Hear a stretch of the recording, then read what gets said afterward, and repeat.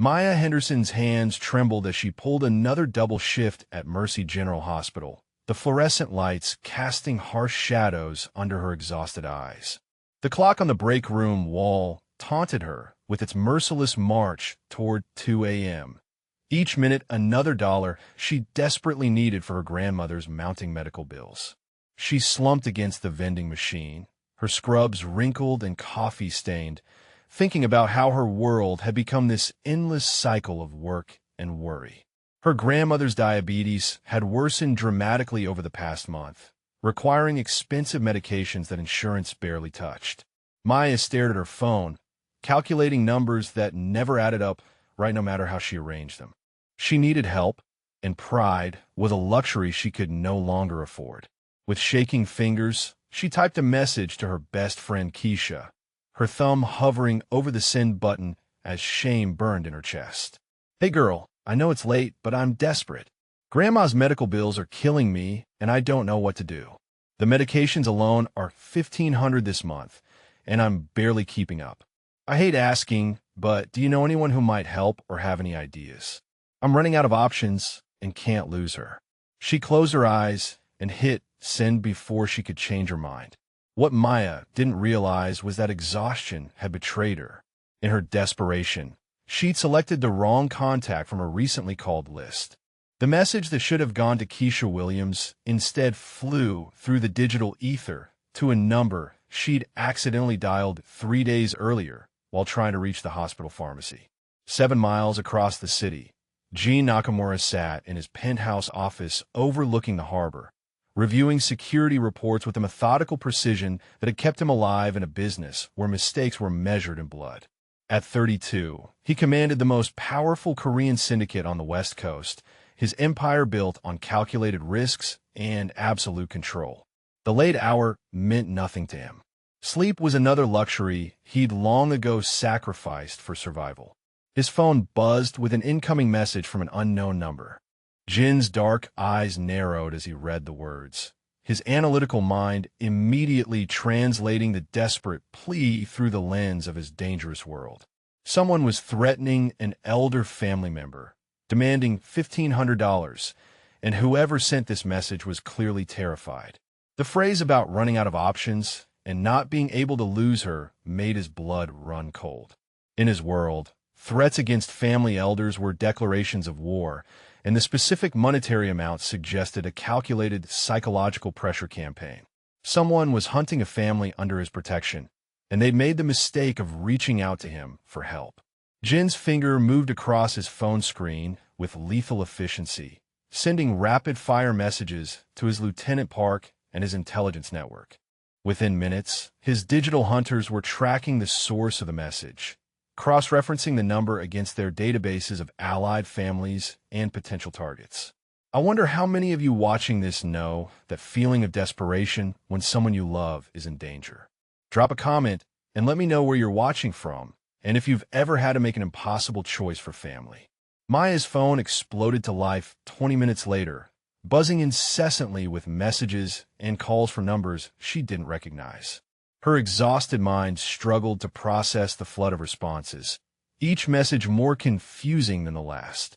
"Sister, we're tracking your location now. Stay where you are. How many are threatening your elder? We're mobilizing response team. Boss wants confirmation of family name and rival faction involved. Are you secure? Moving units to your area for protection." Terror crept up Maya's spine as she realized something had gone catastrophically wrong. She tried calling Keisha, but her friend's phone went straight to voicemail. The messages kept coming, each one more alarming than the last, filled with words like units and protection and boss that made no sense in the context of her grandmother's medical bills. Her hand shook as she typed back, desperate to stop whatever chain reaction she'd accidentally triggered. "I think there's been a mistake. I was trying to reach my friend about my grandmother's medical expenses. I don't know what you're talking about with threats and protection." The response came immediately from a number that radiated authority even through text. "Location confirmed. Arriving in 15 minutes. Do not leave building. Protection is en route." Maya stared at her phone in growing horror, realizing that her desperate message had somehow reached people who lived in a world where family threats were met with mobilized response teams. She grabbed her purse and keys, her only instinct to get home and figure out how to undo whatever terrible mistake she'd made. But when Maya stepped into the parking lot behind her apartment building 30 minutes later, she discovered that 15 minutes had been an optimistic estimate. The quiet residential street had transformed into something from a crime drama. Black SUVs positioned with military precision and men in dark suits speaking into earpieces while scanning rooftops and alleyways. At the center of the controlled chaos stood a man who commanded attention without saying a word. Gene Nakamura moved through the night like a force of nature barely contained in an impeccably tailored charcoal suit. His presence filled the space around him, an aura of controlled power that made everything else fade into background noise. When his dark eyes locked onto Maya, emerging from her beaten Honda Civic, the entire world seemed to hold its breath. Maya's heart hammered against her ribs as this dangerous stranger approached her with the fluid grace of a predator who'd never known defeat. His face was carved marble, beautiful and cold, with the kind of bone structure that belonged in museums or nightmares. But it was his eyes that truly terrified her, dark depths that seemed to catalog every detail about her, from her wrinkled scrubs to the exhaustion written in the lines around her eyes. "You sent the message," Gene said, his voice a low rumble that carried absolute certainty. His accent was barely detectable, refined American English with the faintest hint of his heritage threading through certain syllables. Maya's mouth went dry as she realized this man was the source of all those terrifying texts, the boss whose response teams had mobilized based on her desperate plea for help with medical bills. What message? She managed, though they both knew the question was pointless. Gene studied her with the intensity of a man accustomed to reading life and death in facial expressions. She wasn't what he'd expected. No family colors, no defensive positioning, no awareness of proper protocol when requesting assistance from allied organizations. Just exhaustion and genuine confusion radiating from every line of her body. "The message about threats to your grandmother," Gene replied.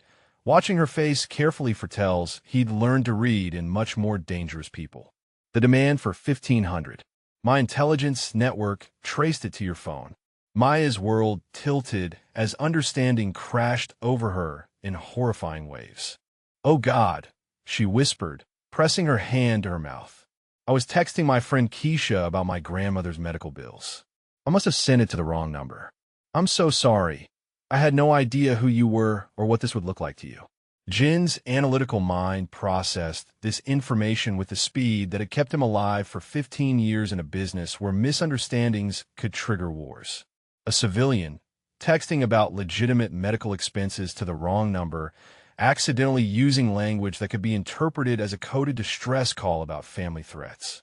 It should have been simple to dismiss her, apologize for the misunderstanding, and disappear back into the night. But as Jean looked at Maya Henderson standing in her wrinkled scrubs under the harsh parking lot lights, something in his chest shifted. Maybe it was the genuine exhaustion in her eyes, or the way she'd immediately apologized for a mistake that wasn't really her fault. Maybe it was how small she looked surrounded by the armed response he'd mobilized, or how she held herself with quiet dignity despite being clearly terrified. What Gene couldn't know was that his presence in Maya's neighborhood had already been noted by digital surveillance networks belonging to rival organizations. His personal interest in an unknown civilian would be analyzed and cataloged, turned into intelligence that could be weaponized later. By coming here himself, by mobilizing his resources so visibly, he'd made Maya Henderson a person of interest to people who would gladly use her as leverage against him. The mistake that should have ended with an apology had instead just begun. Maya stared at Gene across the parking lot, her mind struggling to process the magnitude of her mistake. "I'll just delete your number and pretend this never happened," she said, her voice steadier than she felt. "We can both walk away and forget about this misunderstanding." Jin's expression remained carved marble, but something shifted in his dark eyes. "It's too late for that," he said quietly. The moment your message hit my phone, it entered our communications network. Every major organization in the city monitors those channels for intelligence. The words hit Maya like ice water. What does that mean exactly? It means that by morning, every rival family will know someone reached out to me for help with a threatened elder. Jean explained with the patient tone of a man delivering a terminal diagnosis. They'll have traced the message to your phone, identified you, and started building a profile. Your grandmother's medical situation, your work schedule, your financial vulnerabilities. Everything that could be used as leverage against me. Maya felt the ground shift beneath her feet. But it was just a mistake. I'll call them and explain. Jin's slight shake of his head carried the weight of absolute finality. In my world, mistakes like this don't get explained away. They get exploited. The fact that you reached out to me makes you valuable to my enemies, regardless of your intentions. As if summoned by his words, Jin's phone buzzed with an incoming call. He answered with a single syllable of Korean, his face darkening as he listened to rapid-fire reports from his lieutenant. When he disconnected, the controlled calm in his expression had developed hairline cracks. Your apartment building was surveilled within an hour of your message, Jean informed her, his voice carrying a new edge of urgency. 2 different reconnaissance teams, probably working for the Zhao family and the Russian contingent. They know where you live, where you work, and where your grandmother receives treatment. Maya's blood turned to ice. Are you saying they'll hurt my grandmother to get to you? Jin's jaw tightened almost imperceptibly. I'm saying they already started. Mercy General received 3 anonymous calls tonight asking about your grandmother's condition and treatment schedule. Your building superintendent was approached by men offering cash for information about your routines. The parking lot seemed to tilt around Maya as the full scope of her situation crashed over her. How is this my life? She whispered, pressing her palms against her temples. 12 hours ago, my biggest worry was paying medical bills. Jean studied her with the intensity of a man calculating complex equations under pressure. There's a solution, he said finally, but you're not going to like it. Maya looked up at him, seeing something almost resembling sympathy in those dangerous eyes. I am listening. You come under my protection voluntarily, Jean explained with clinical precision. You move into my secured compound until the threat level decreases. Your grandmother receives the best medical care available, fully funded, with security details ensuring her safety. In exchange, you follow my security protocols without question. Maya stared at him in disbelief. You want me to become your prisoner because I sent you a text by mistake. Something flickered across Jin's features, gone too quickly to interpret. I want to keep you alive because my world touched yours, he corrected quietly. The alternative is watching innocent people suffer for my failure to contain the situation properly. The vulnerability in that admission caught Maya off guard. For just a moment, the dangerous crime boss facade cracked enough to reveal the man underneath, someone who carried the weight of civilian casualties like stones in his chest. What would have happened if I'd sent that text to the right person? Maya asked, her analytical mind seeking to understand the rules of this terrifying new reality. What will my friend have done with that message? Jin's slight smile held no warmth. Your friend would have told you to apply for hospital payment assistance, maybe started a crowdfunding campaign. Normal people solve problems with normal solutions. And you solve them how? With power and resources that most people can't imagine, Jean replied without apology. Your grandmother needs $1,500 for medications. I could transfer $15,000 to the hospital right now to ensure she receives the best care available. The question is whether you're willing to accept help that comes with strings attached. Maya felt trapped between impossible choices, each path leading to consequences she couldn't fully comprehend. What kind of strings? You live where I can protect you, Jean said, his tone becoming businesslike again. You don't leave the compound without security clearance. You don't contact anyone from your previous life without approval. You follow every safety protocol my team implements, no matter how restrictive it seems. Maya's spine straightened as her inner strength began to surface despite the overwhelming circumstances. And what do you get out of this arrangement besides the satisfaction of cleaning up your mess? Jean studied her with newfound interest, clearly not expecting resistance from someone in such a powerless position. I get the knowledge that civilian casualties won't result from my failure to properly secure my communications, he said slowly. And you get to keep your grandmother alive while rival families lose interest in using you as leverage. The parking lot fell silent except for the distant hum of traffic and the quiet conversations of Jin's security team maintaining their perimeter. Maya realized she was negotiating the terms of her own captivity with a man who could probably end her life with a gesture, but something in her refused to simply surrender to circumstances. "How long?" she demanded, surprised by the steadiness of her own voice. Jin's expression showed the faintest hint of approval at her directness. "Minimum 6 months. Long enough for the intelligence value of your connection to me to fade, and for rival organizations to move on to more immediate concerns." 6 months of my life for a text message, Maya said bitterly. 6 months of your life instead of the rest of your grandmother's, Jean countered with brutal honesty. "And likely your own, if the wrong people decide you know more about my operations than you actually do." Maya closed her eyes, feeling the weight of an impossible decision settling on her shoulders. When she opened them again, Jean was watching her with something that might have been respect, as if her refusal to break down under pressure had surprised him. "My grandmother gets the best care available," Maya said finally, her voice carrying the authority of someone making a business deal rather than accepting charity. "Not just medications, but specialists, private rooms, whatever she needs. And I want regular updates on her condition." Jean nodded once. "Agreed. I keep my job at the hospital," Maya continued, emboldened by his willingness to negotiate. "Even if it's modified for security. I'm not going to sit around your compound feeling useless for 6 months." Jean considered this for a long moment. Modified schedule, security escorts, limited patient contact, he conceded, but non-negotiable safety protocols. "And when this is over, when the 6 months are up, I walk away clean," Maya stated firmly. "No ongoing obligations, no further entanglements. My life goes back to normal." Jin's slight hesitation before agreeing told Maya that normal might not be as simple as either of them hoped, but he inclined his head in acceptance. "When the arrangement ends, you're free to leave." As they stood in the parking lot surrounded by the evidence of how quickly her life had spun out of control, Maya realized she was about to trust her safety to a man she'd met less than an hour ago. A dangerous man who commanded enough power to mobilize armed response teams in the middle of the night, but who also seemed genuinely concerned about keeping innocent people safe from consequences they hadn't chosen.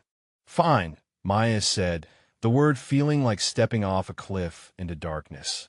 "But I want your word that my grandmother never knows the real reason for her sudden improvement in care." As far as she's concerned, insurance finally came through. Jin's smile was barely visible, but it transformed his austere features into something almost human. "You have my word, Maya Henderson. Welcome to my protection." As his security team began coordinating the logistics of relocating her life into his controlled world, Maya wondered if she'd just made a deal with the devil or discovered that even devils could have honor codes. Time would tell which interpretation would prove correct, but for now, her grandmother would be safe. That would have to be enough. Maya had been living in Jin's compound for 3 days when the call came from Mercy General at 4 in the morning. Her grandmother's condition had deteriorated rapidly during the night, her blood sugar spiking to dangerous levels despite the new medication regimen.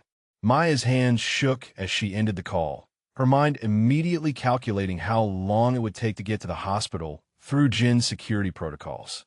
She found Jean in his study, still dressed in the black slacks and white shirt from whatever late-night business had kept him occupied. He looked up from a wall of monitors displaying security feeds and intelligence reports, his dark eyes immediately assessing her distressed state. "I need to get to the hospital now," Maya said without preamble, her voice tight with barely controlled panic. "My grandmother's in crisis." Jean was already reaching for his phone before she finished speaking. "Dr. Chun will meet us there," he said calmly, his fingers moving across the screen with practiced efficiency.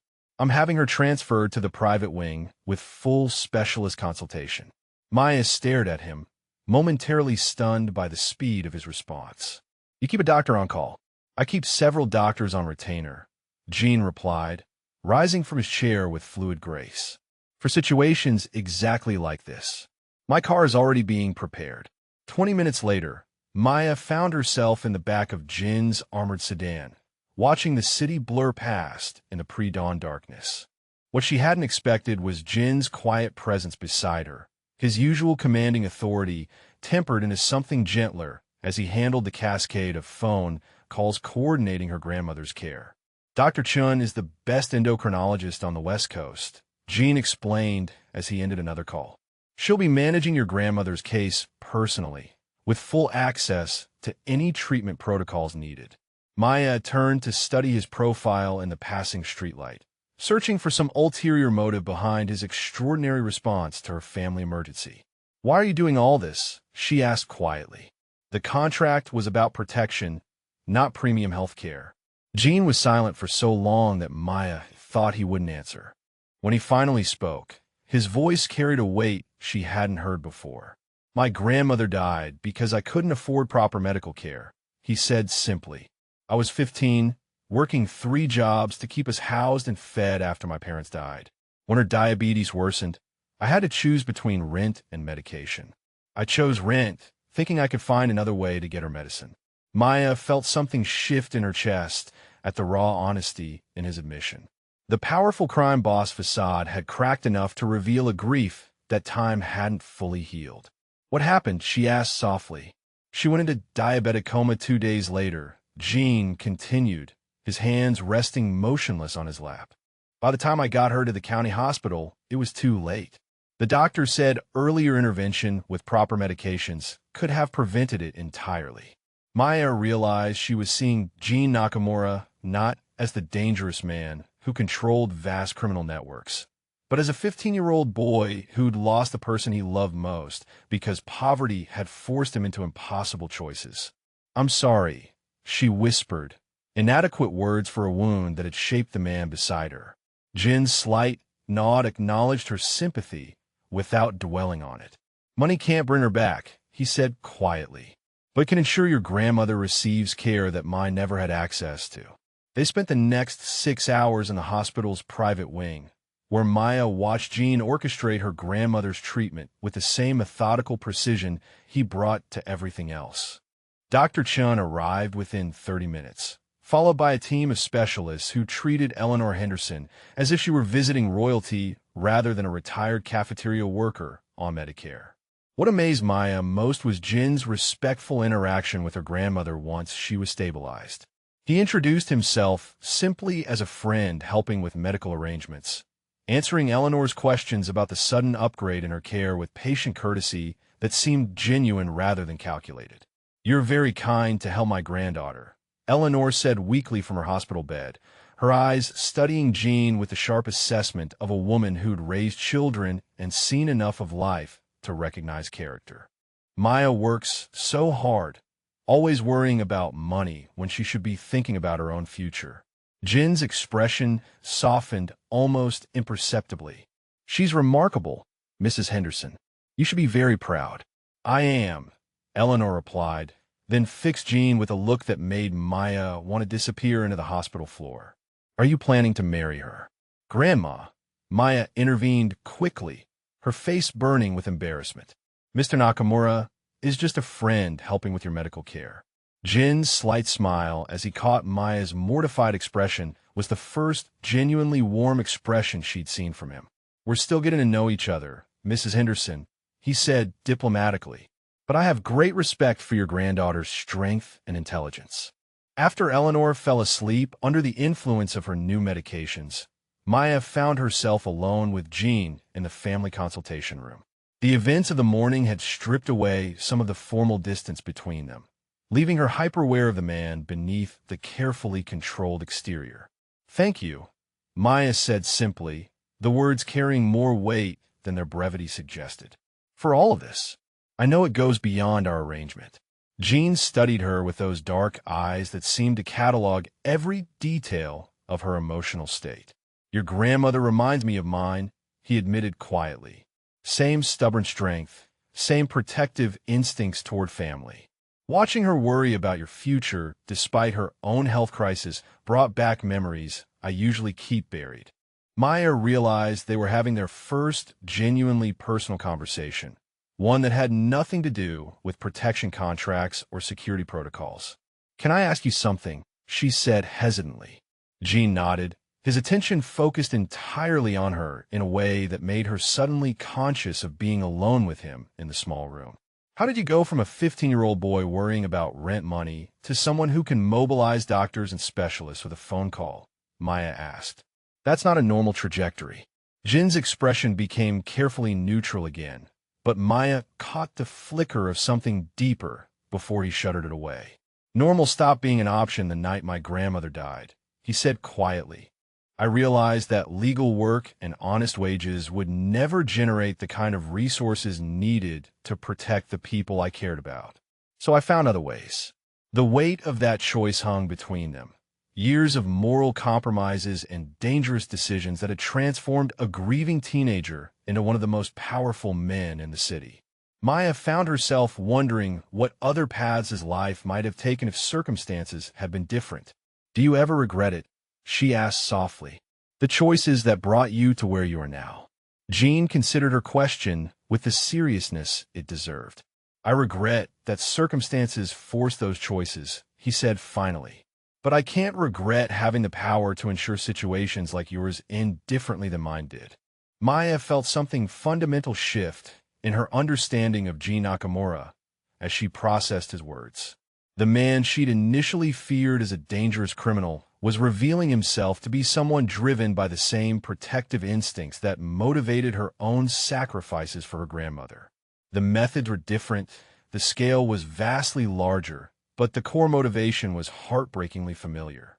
When Dr. Chun returned with updated test results and a comprehensive treatment plan, Maya listened to Jean asking detailed questions about long-term management strategies and potential complications with the focused attention of someone who truly cared about the outcome. This wasn't performance for her benefit, she realized. This was genuine investment in her grandmother's welfare. As they prepared to leave the hospital with Eleanor stabilized and in excellent hands, Maya caught Jin's arm gently. "Wait," she said, surprised by her own boldness in touching him. Jean went very still, his dark eyes dropping to where her fingers rested against his sleeve before meeting her gaze with an intensity that made her breath catch. "I need you to know that I understand now," Maya said quietly. "Why you do what you do. I'm not saying I agree with all of it, but I understand the protective instinct behind it." Something shifted in Jin's expression, a careful wall lowering just enough to let her glimpse the vulnerability he kept hidden beneath his controlled exterior. "Understanding is more than most people offer," he said softly. "More than I expected when this arrangement began." Maya realized they were standing closer than the conversation required.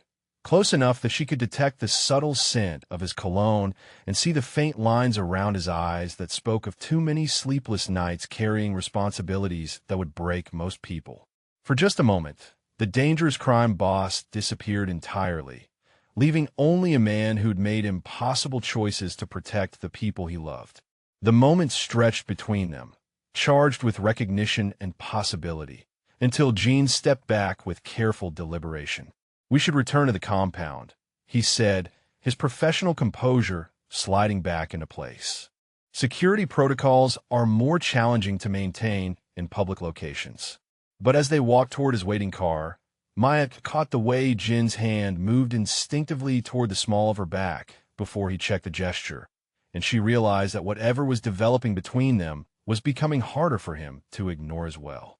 The drive back to the compound passed in comfortable silence, both of them processing the morning's revelations. Maya understood now that Jin's protection wasn't just duty or damage control.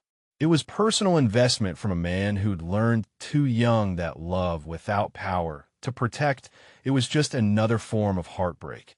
As they approached the compound's imposing gates, Maya realized that somewhere in the space between crisis and care, her fear of Gene Nakamura had transformed into something far more dangerous to her peace of mind. She was beginning to trust him. And worse, she was beginning to care about what happened to him in return.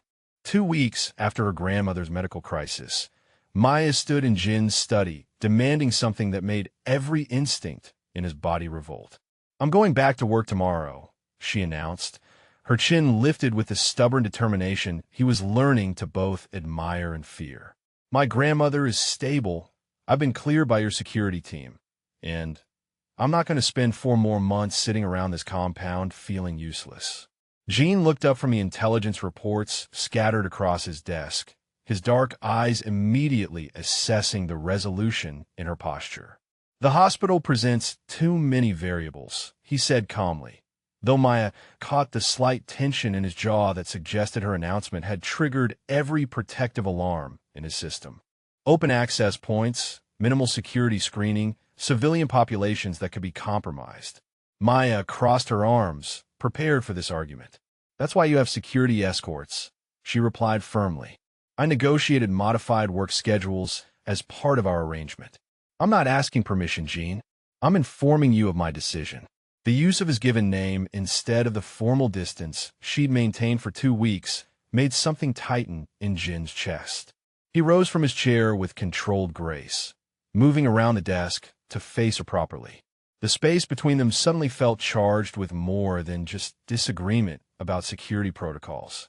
"Your safety is my responsibility," Jean said quietly, his voice carrying the weight of absolute authority, tempered by something that sounded almost like pleading.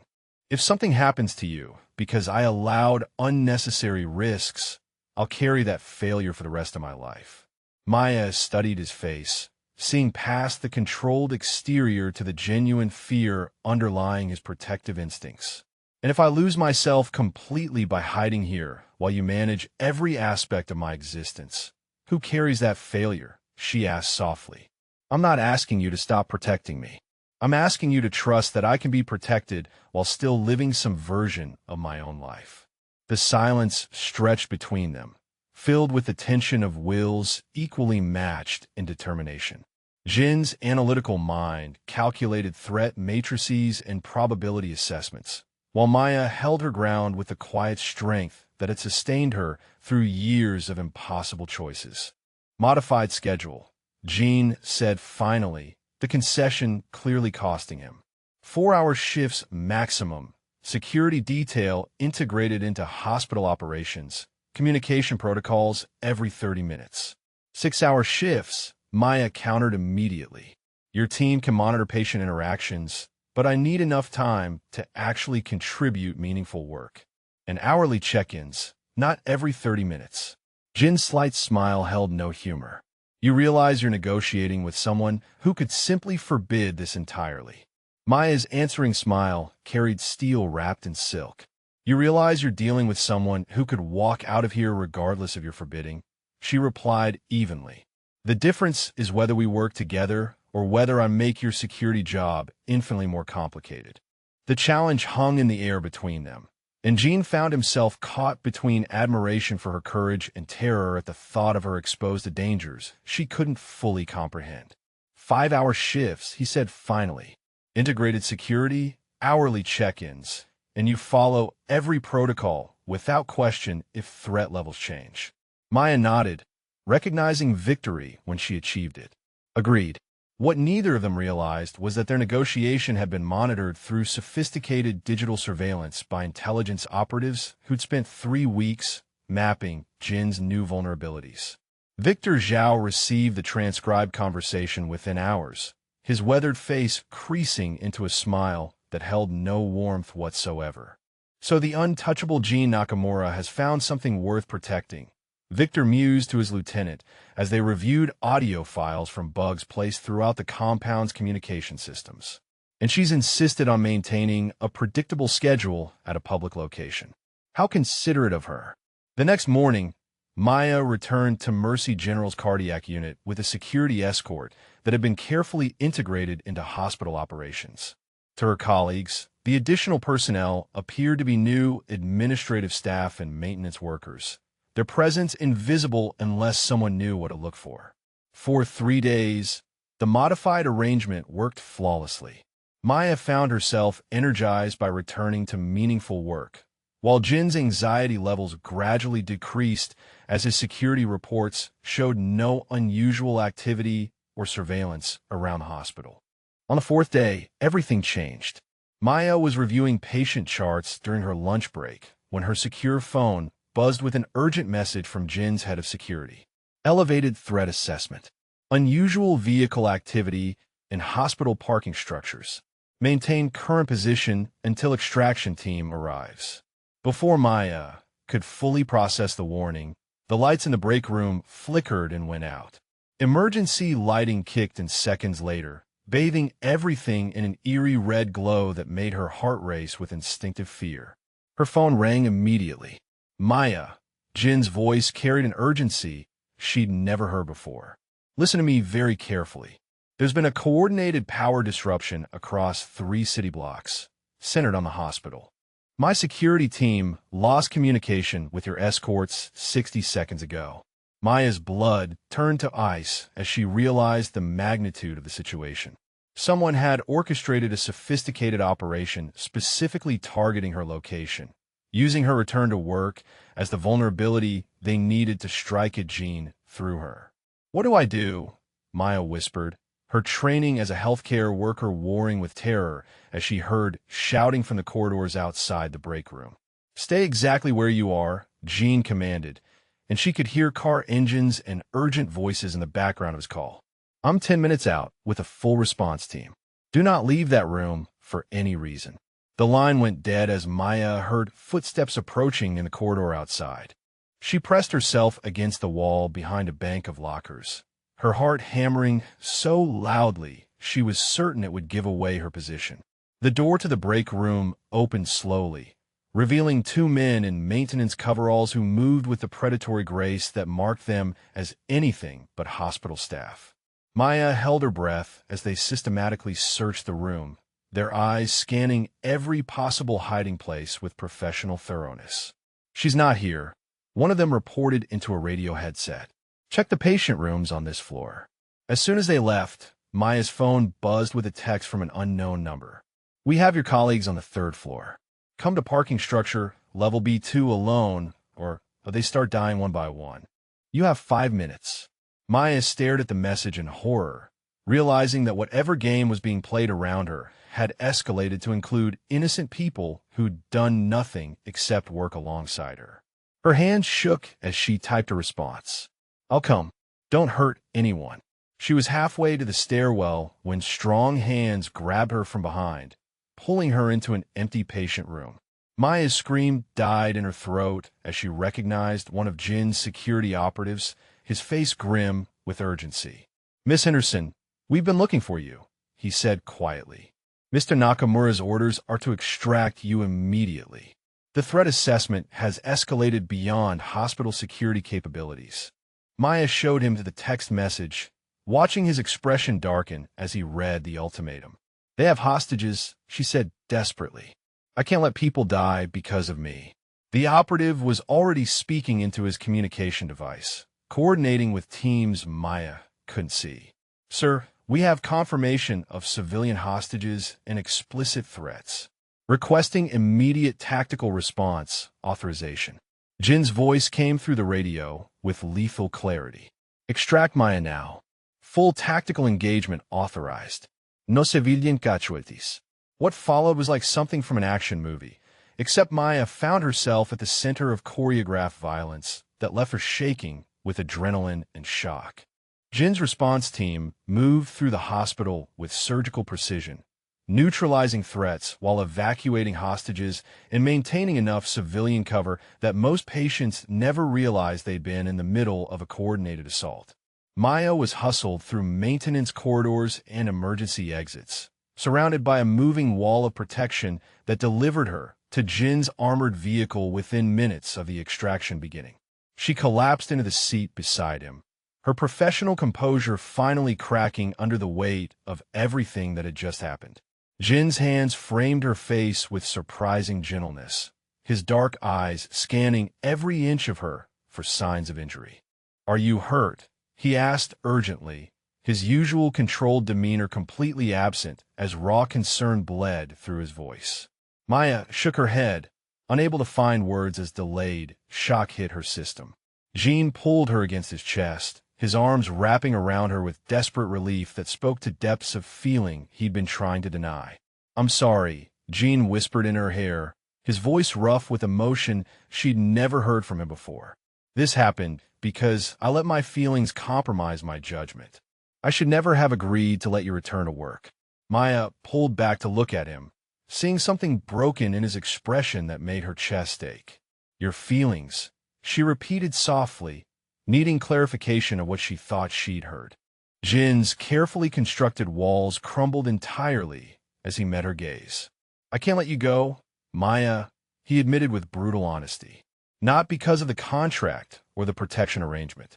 Because somewhere in the last 3 weeks, you became more important to me than my own safety. And that terrifies me more than any threat I've ever faced." The confession hung between them in the moving vehicle, surrounded by the aftermath of violence that had erupted specifically because of their connection. Maya realized that Jin's protective obsession had evolved into something far more dangerous to both their peace of mind. "I think I'm falling in love with you," Maya whispered, the words escaping before she could stop them. "And I don't know how to reconcile that with everything this situation represents." Jin's expression shifted through relief, joy, and renewed terror in the space of heartbeats. "That makes 2 of us," he said quietly. "But love in my world comes with consequences that innocent people shouldn't have to bear." As they rode through the city toward the compound, surrounded by the evidence of how quickly affection could become weaponized in Jin's dangerous world, both of them faced the reality that their feelings had transformed a temporary protection arrangement into something that could define the rest of their lives. The question was whether they had the courage to choose love despite the costs, or whether the very real dangers of Jin's world would force them apart for the safety of everyone they cared about. Jin's secure phone buzzed with an incoming intelligence report, and Maya watched his expression harden as he read the latest threat assessment. "What is it?" she asked quietly. "Victor Zhao has escalated from surveillance to active operations," Jin replied grimly. "This was a probe to test our response capabilities and confirm the depth of my investment in your safety. The real attack is still coming." Maya felt her newfound happiness crystallize into determination as she realized that running away would only make her a more vulnerable target for people who specialized in exploiting weakness. "Then we need to be ready for it," she said firmly. Together. The final assault came at dawn, when the compound's defenses were theoretically strongest, but when exhaustion from days of heightened alert had begun to wear down even Jin's most disciplined security teams. Maya woke to the sound of explosions echoing across the estate, the reinforced windows of her suite vibrating with the impact of coordinated strikes against the compound's outer perimeter. She found Jean in the command center, surrounded by monitors displaying tactical feeds from security cameras positioned throughout the property. He was transformed into something she'd never seen before, every trace of the careful businessman replaced by a predator in his element. His commands to security teams were delivered in rapid Korean, his voice carrying absolute authority as he coordinated defensive positions against multiple assault vectors. "Maya," Jean said without looking away from the monitors when she entered the room. "There's a secure bunker beneath the east wing. Park will escort you there immediately." Maya studied the screens showing armed figures advancing through smoke and chaos, her medical training automatically cataloging the injuries she could see among Jin's security personnel. "I'm not hiding while your people are dying," she said firmly. "You need medical support, and I'm the only one here qualified to provide it." Jin's head snapped toward her, his dark eyes blazing with protective fury. "This is not a negotiation, Maya. Victor Zhao brought 30 operatives for this assault. They came here specifically to take you, and I will not give them that satisfaction." The building shook with another explosion, closer this time, and Maya watched Jin's Lieutenant Park stumble into the command center with blood streaming from a gash across his forehead. She moved immediately to assess his injury, her hands steady despite the chaos erupting around them. "Concussion protocol," Maya said efficiently, checking Park's pupil response and cognitive function with practice competence. He can't maintain command functions in this condition. You need me here, not locked away in some bunker. Jean watched her professional assessment of his injured operative, seeing her strength and capability in a context he'd never experienced before. The woman treating Park's wounds was the same person who'd trembled in a parking lot 3 weeks ago, but crisis had revealed the steel beneath her gentle exterior. "You stay in this room," Jean said finally, his tone carrying the weight of absolute command. "You do not leave for any reason. If our defenses fail, if they breach this position, you follow Park's escape route to the bunker. No heroics, no medical missions. Do you understand me?" Maya met his gaze steadily, seeing the fear beneath his authority. "I understand," she said quietly.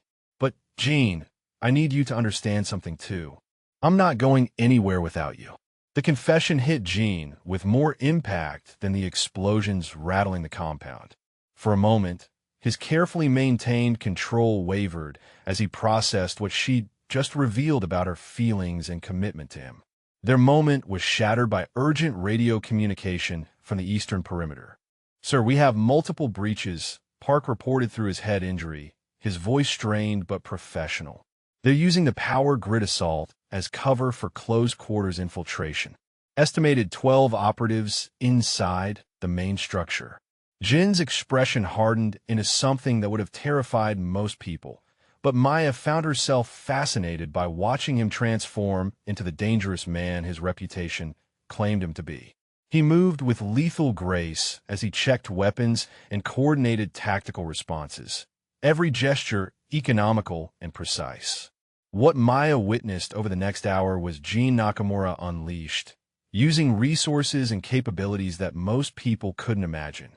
He didn't just defend against Victor Zhao's assault.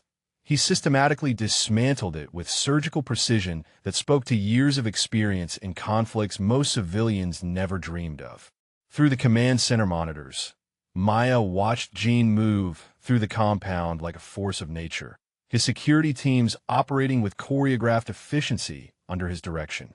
He wasn't just protecting property or maintaining territory.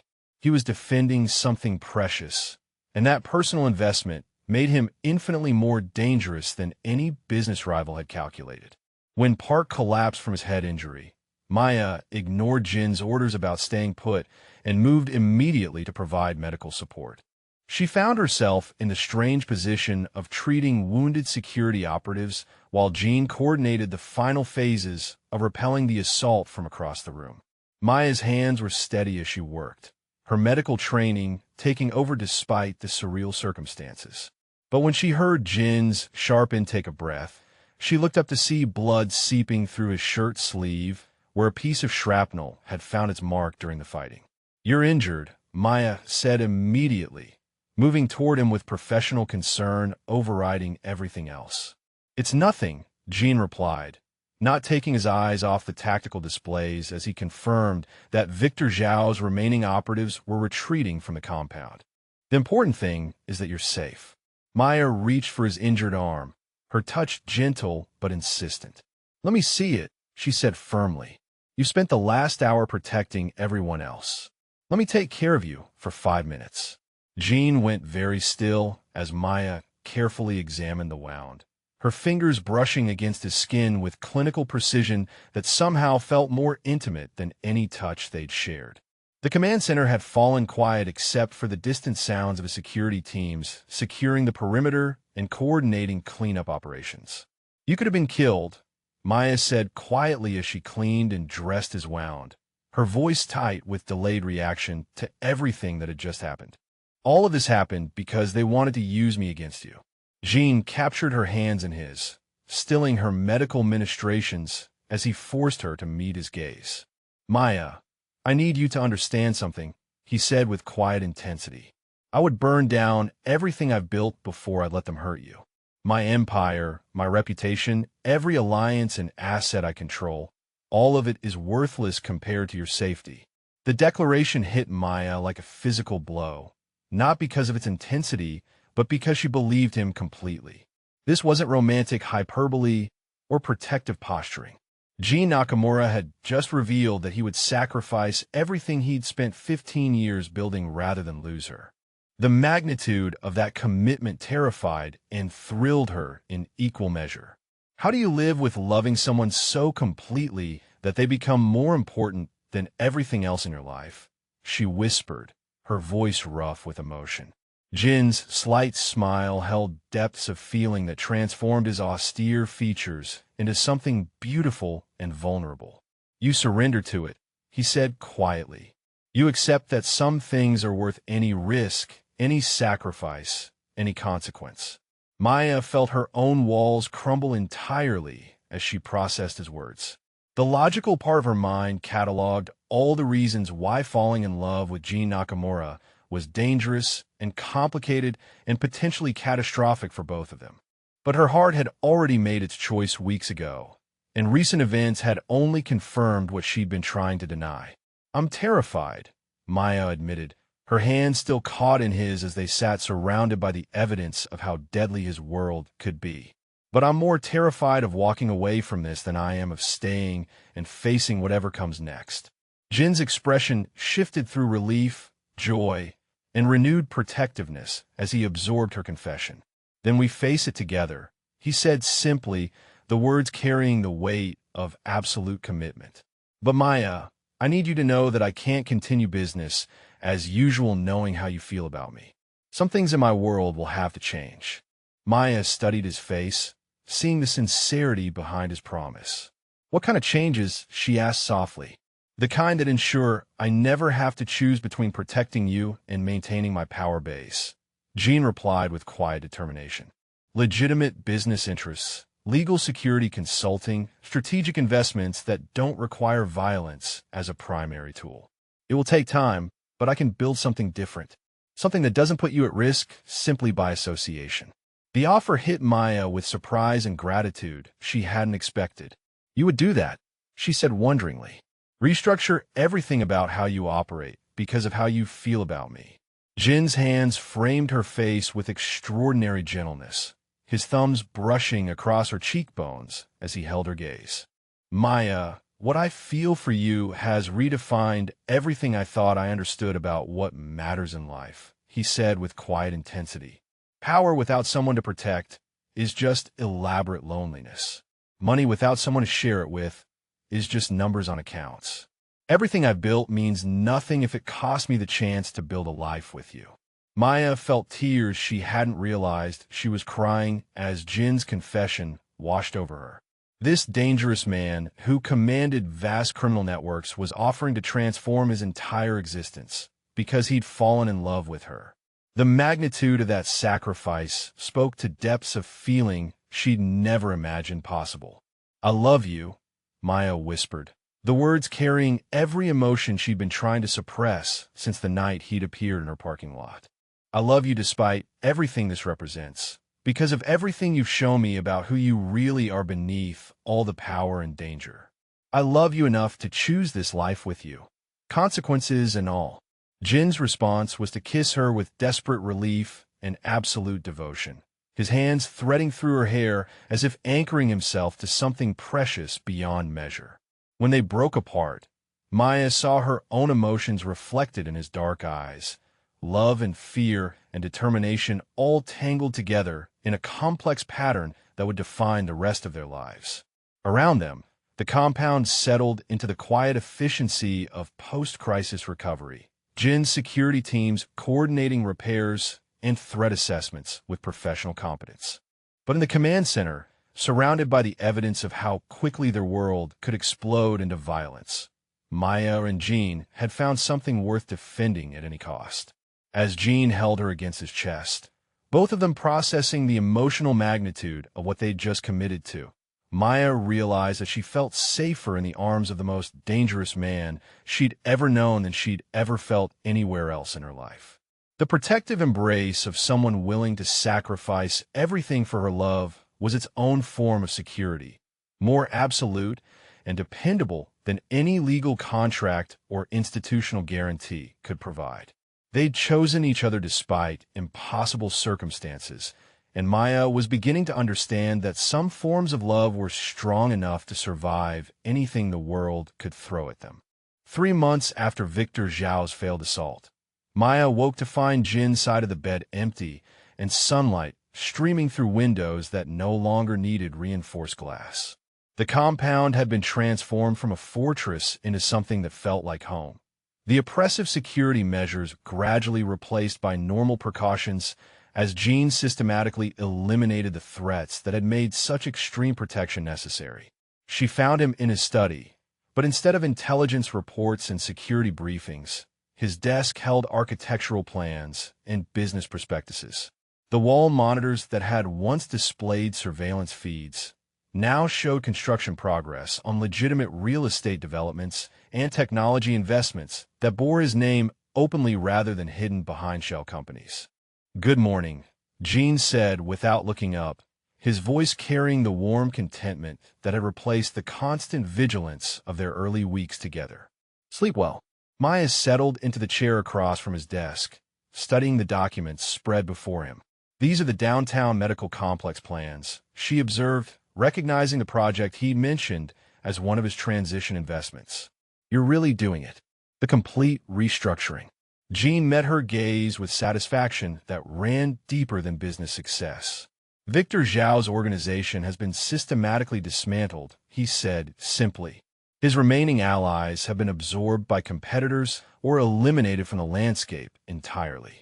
The Russian contingent that was monitoring you has shifted focus to more immediate concerns.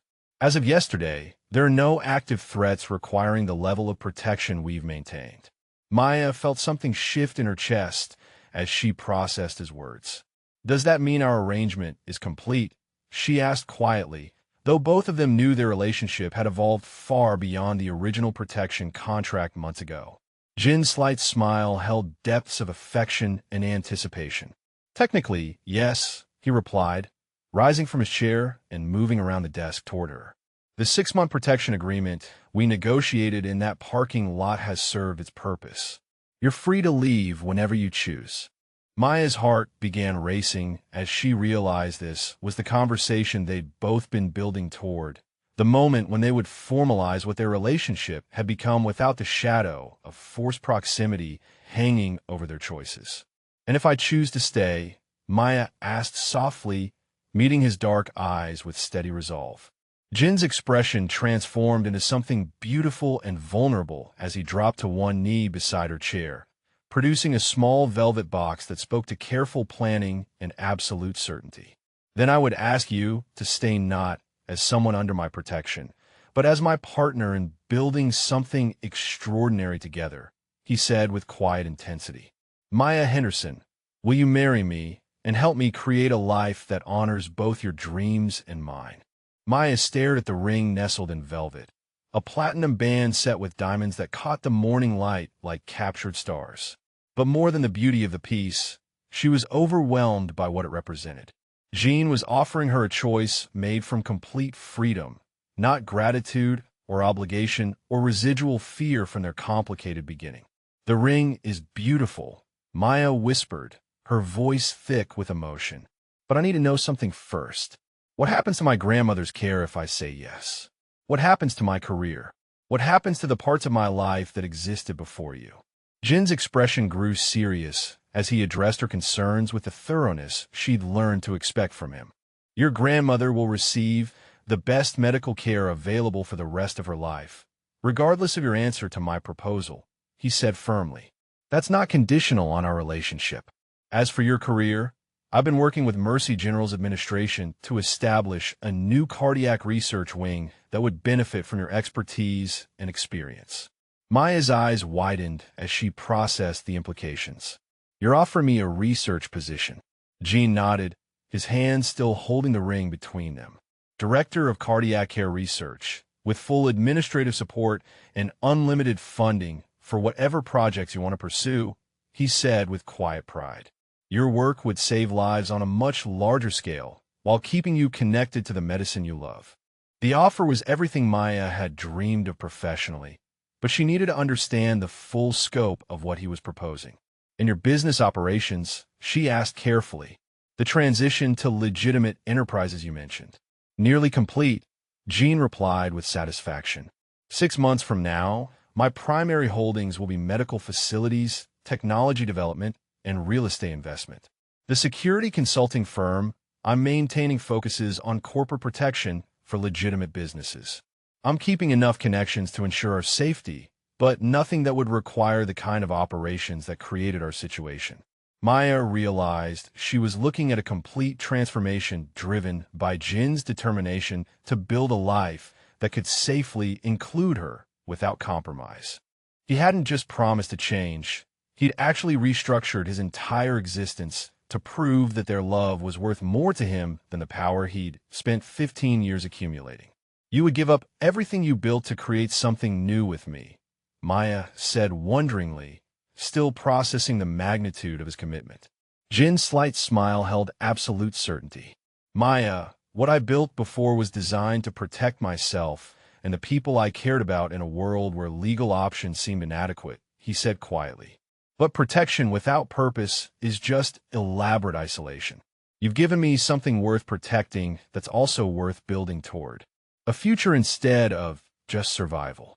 Maya felt tears she couldn't control as Jin's words confirmed what she'd seen in his actions over the past months. This dangerous man had chosen love over power, future over past, partnership over control. He'd proven through systematic changes to his life that she was more important to him than everything else combined. Yes, Maya whispered, her voice breaking with joy as she held out her hand for him to slide the ring onto her finger. Yes to marrying you. Yes to building something extraordinary together. Yes to choosing this love despite every rational argument against it. Jin's expression blazed with relief and triumph as he slipped the ring into place, sealing a commitment that had been building since the night a desperate text message had collided their separate worlds into something neither of them had imagined possible. 6 weeks later, Maya stood in the garden behind the compound that had been transformed into something unrecognizable from the fortress she'd first entered. Instead of surveillance equipment and security barriers, flowering trees and elegant landscaping created an atmosphere of peace and celebration. The wedding ceremony itself was small and intimate, attended only by the people who truly mattered to both of them. Maya's grandmother sat in the front row, her health stabilized and her joy obvious as she watched her granddaughter marry a man who had quietly revolutionized their family's entire future. Jin's remaining loyal associates formed a respectful honor guard that spoke to the care with which he'd selected the people who would remain part of his transformed life. These were men and women who'd chosen legitimate business over criminal enterprise, who'd followed Jin's evolution rather than clinging to the dangerous past he was leaving behind. As Maya spoke her vows to the man who'd proven that some forms of love were strong enough to reshape entire empires, she realized that every fear she'd harbored about their relationship had proven unfounded. Jin hadn't tried to control her or change her or limit her dreams. Instead, he'd expanded her possibilities while transforming himself to become worthy of the trust she'd placed in him. When Jin promised to love and protect and partnership her for the rest of their lives, Maya heard echoes of the controlled authority that had first intimidated her. But now she understood that his protective instincts came from devotion, not possession, and his power was something he chose to share rather than wield over her. Their first dance as husband and wife took place under fairy lights strung between trees that would bloom every spring for decades to come. Jin held Maya with careful reverence, as if she were something precious beyond measure, and she realized that the dangerous man she'd feared in a parking lot had become the safest place in her world.